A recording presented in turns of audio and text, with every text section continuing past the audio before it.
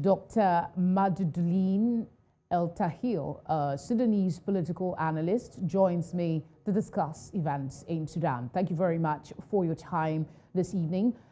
Since the protest began in Sudan, there have been various cases of deaths recorded, especially by security officials. Why has this trend not been checked by the Sudanese government? Excuse me. First of all, thank you so much for inviting me. Could you please repeat the question?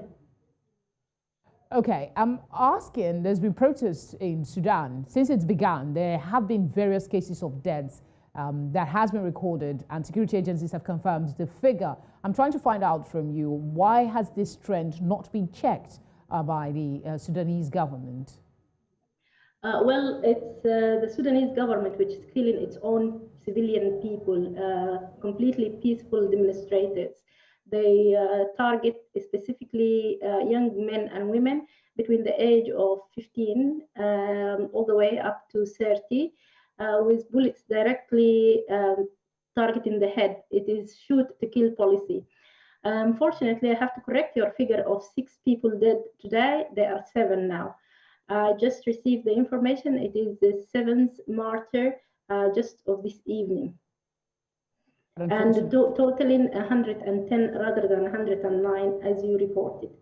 The demonstrations, as wide as they are, the government has only one answer to it, and that is to use extreme violence. Mind you, also the number of injured, it's over, several thousands who are injured since October, with some fatal injuries and very serious injuries. There is also a number of disappearances. There are a large number of youth who are arrested and under torture, just as we speak now.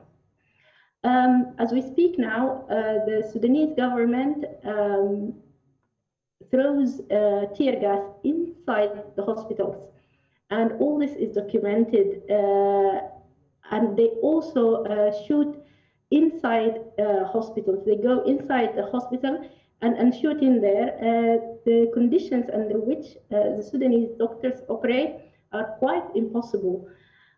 Because, like I said, they are overwhelmed by the number of injuries and the number of injured people and so on and so forth. But furthermore, the security forces goes into the hospitals and obstructs their work. All of this is because they are hanging on to power since October. They failed to form a government. The economic situation of the people is really, really dire. The looting of the country is continuing, and the country's resources are wasted in arming the militias and the military in order to face the protesters. And it is quite substantial amounts of money that are used in order to crush the popular movement. It's quite unfortunate, but the protesters are maintaining their stance. Yes. They don't want the power-sharing deal, especially with military rulers. Do you think their demands are justified? Let's begin from there. Yes, I will explain to you that they are quite justified. Sudan has been ruled by the military for 56 years of its short-lived independence. And for all that time, there was a military rule. The power-sharing rule is only a method and a means and a buying time before the military attacks again. In 2019, we went through a power-sharing deal, and I will not go right now into the details of why we went into a power-sharing deal, but we did in the end. And what happened is that they had the coup d'etat on the 25th because they want an all exclusive power. Before this cycle is broken, we will never have anything such as a developed country. We will never have anything such as prosperity, anything such as just simply to walk in the street and you are safe.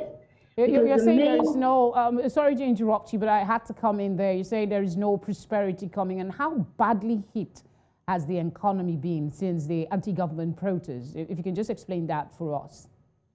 Yes, it is quite bad. The economy is really, really bad.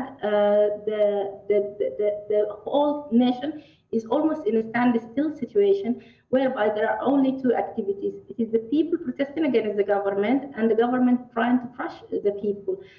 In between, I would like to talk about that because it is a very important factor in our struggle, and that is regional powers and international powers.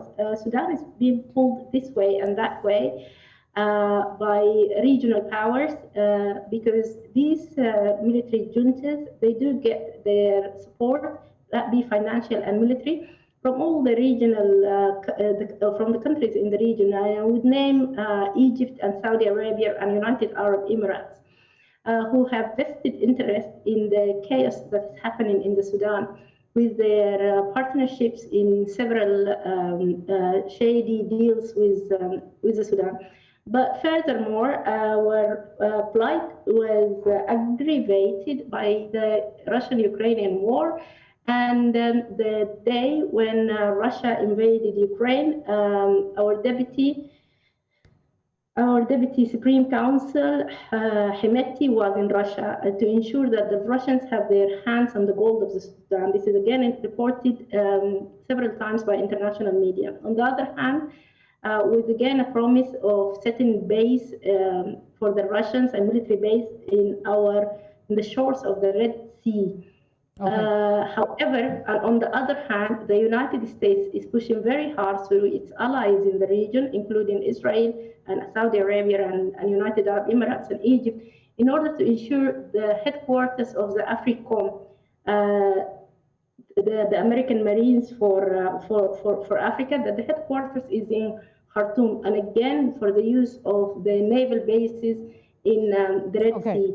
Dr. Majduline, obviously a lot is going on and efforts are ongoing to try and bring some sort of peace, no matter how temporary, to the people. And hopefully this will spiral into improved economic situation. Thank you very much, Doctor, for speaking with us on the news. Thank you.